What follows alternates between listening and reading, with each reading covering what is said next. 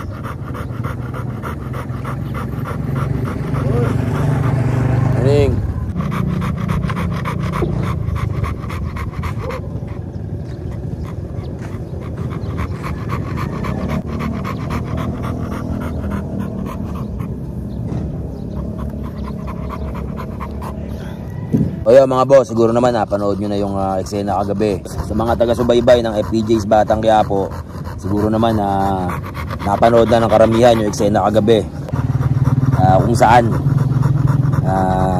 nagbuwis ng buhay si Bagyo at si Buboy, boss dyan ng Barakuan.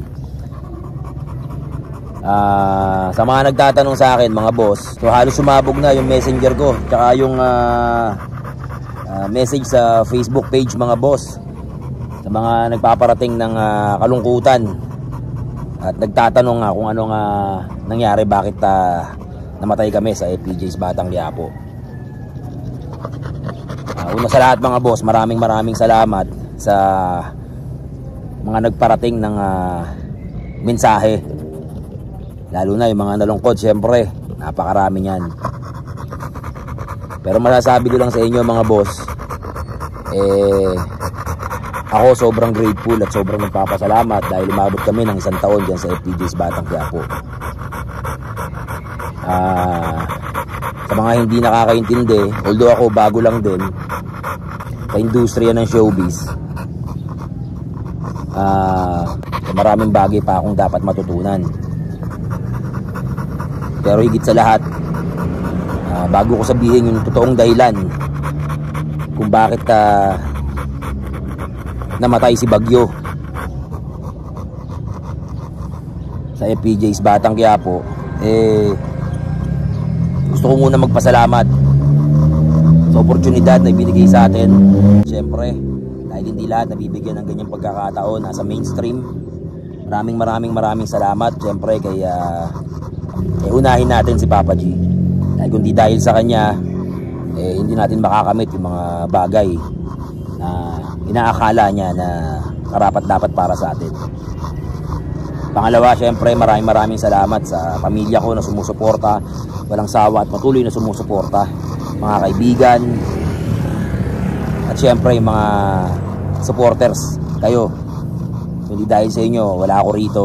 Maraming salamat sa suporta nyo. Syempre sa mga nakakakilala kay Boss Bullet, ang tunay na Boss Bullet, alam nyo na yon.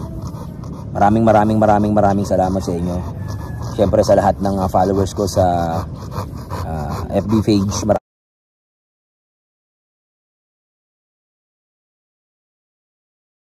maraming salamat.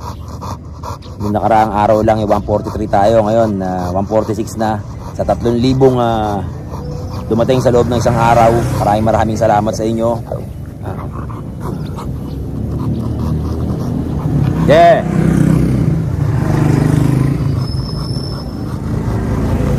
Maraming salamat sa inyo, sa lahat ng subscribers ko syempre sa YouTube channel. Maraming salamat sa inyo.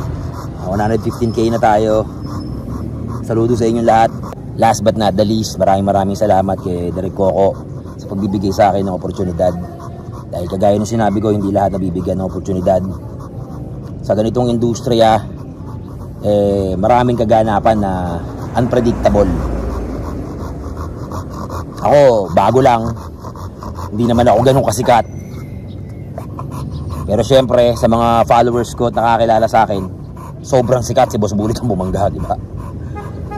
Yung mga bashers ko, mga ulol pa rin kayo. Dali. Hey! Yo! Stop! Dali! Kaya mo na sigurin yan. Yan. Yung mga bashers ko, mga ulol pa rin kayo. Kahit mga ulol kayo, galit. Dali! Galit kayo. Asar na asar kayo Boss Bullet ang Bumangga, ba? Patuloy nyo pa rin pinapanood. Supporters ko pa rin kayo. Maraming salamat sa inyo. Ngayon nga, mabalik tayo. Sa industriyang to, ay hindi dahil sikat ka, hindi dahil magaling ka, hindi ka na mamamatay sa isang palabas. No? It was at this moment that he knew. He fucked up. Hey. Hindi. Ano ba yan?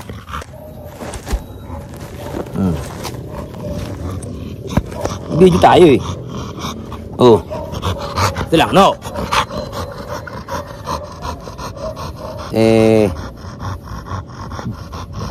Hindi porkit sikat-kat magaling ka, hindi ka na mamamatay, no? Yan ang isa sa natutunan ko, partiyan ng industriya. Nakakaalam yan syempre ang direktor. So, irespeto natin kung ano man na maging vision ng isang direktor. Muli, maraming salamat Direk Coco Martin sa oportunidad. At sa mga nakasama ko syempre sa Tondogang, maraming salamat sa inyo. Napakabait nyo, hindi ko na kayo may isa-isa. Alam nyo na kung sino-sino kayo. Solid at tunay ang pinagsamahan natin. Maraming salamat. At naniniwala ako na hindi pa ito ang unat huli. Sa mga nakasama ko sa Batang Quiapo, sa lahat ng cast, mula sa ilalim hanggang sa pinakamataas, maraming salamat sa inyo. Nothing but respect at pagmamahal kay Boss Bullet ang Bumangga ba para sa inyo. Maraming salamat. God bless sa inyong lahat. Abangan nyo yung mga susunod. Nakaululan ni Boss Bullet ang Bumangga ba para mapasaya kayo. Wala sa nag-iisa mandirigma, Boss Bullet ang Bumangga ba. Boss B. Oh. Ano nang pinagkakabalahan mo? Busy ka. Siyempre, meron akong bagong na-discover na games. Online casino. Bet Visa. Tara. Tayo na panalo ko dito eh. Oh. Nakaraan pera ko ano lang 300, ngayon 1,971 na oh. Diba? Maraming games dyan, kayo na mamimili. Napakadali lang manalo rito. Ay, mga mahilig sa bingo, ayan oh, bingo. Pero ang paborito ko dito, yun, Royal Ace. Yan tayo. Yan. Silang kayo kaya may inip, yun talaga labanan. Yan, loading pa eh. Sipin nyo, pera ko 300, naging 1,900. Bilis lang. Dito lang yan sa Triple Ace. Click. Yan o. Okay. Kaya tayo ng 100. Yan. Okay. Oh, double ang panalo. Yun o, sinasabi ko. Diba? Oh, isa pa. VIP. Bang! 5 spade. Oh, double ang panalo. Nakita mo? Oops. 2 spades. Double. Okay. Yan sinasabi ko. Oy! Ay, laki. 1,000 panalo natin. Oh, 2,500 na. Diba? Punta natin. 300 tayo. Game. Bang! 150. Okay. Nakita nyo, di ba? O, di ba? Napakadali lang manalo dito sa Bet Visa. Kaya kayo, register na kayo sa link sa baba para manalo rin kayo at pumaldo. Bet Visa. SG. Busy muna ako rito ha. Yan lang kayo. Ako'y maglalaro pa. Dahil mananalo pa ako ng marami dito sa Bet Visa. SG!